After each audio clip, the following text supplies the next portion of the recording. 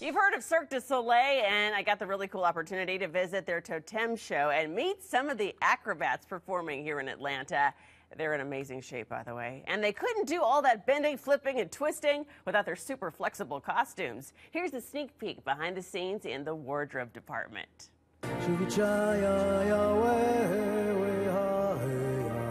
If you've ever seen a Cirque du Soleil show, you know it's an incredible stage production. And you can bet there's a lot of work behind the scenes going into every performance. I visited the Big Top here in Atlanta where Totem is playing, and I stopped by the wardrobe department to find out how these amazing costumes are created. Everything's checked every day to make sure that it's still in good condition, of course, because we don't want the artists to worry about that when they're on stage. We check all the zippers. We have a lot of Swarovski stones and heat fixed stones on these costumes, so we also check to make sure that they're all secure and ready to go, and that everything looks the greatest it can for that night.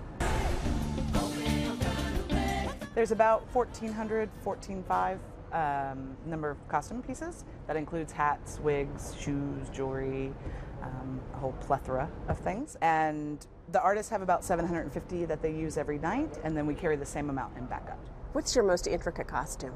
I would have to say our unicycle ones are very delicate and intricate simply because they require them to have the mobility to, one, be on unicycles, and two, kick bowls on top of their head. So as well, because it does have all the shells and things like that, and they have wheels on their acrobatic equipment, we need to make sure that everything is tight and ready to go. So there's someone that's checked quite frequently. What goes into making something like this? A lot of hours. Everything is produced in Montreal, and then when it comes to us, we do final fittings. But all of the artisans in Montreal, they go from the fabric, cut it, build it, and then put all the beads onto it. This is our cosmonaut. It's our Russian bar act that closes the show. And you can see it's very colorful. There's little footies in it. Yeah, he has his little boots that he wears on top. Because Cirque wants to create something unique, we do a lot of our own dyeing and painting on our fabrics. So this started out as white lycra.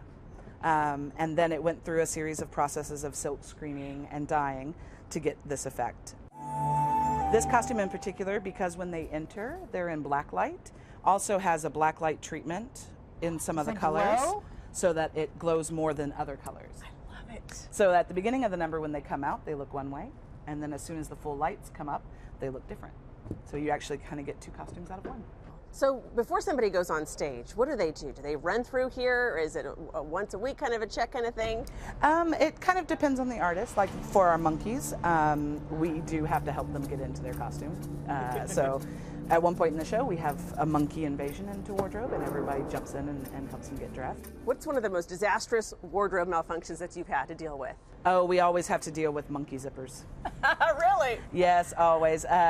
Because it's a furry costume, of course, fur gets stuck in the zipper, and then the zipper wants to break and things like that. So I would say our biggest challenge is always zippers.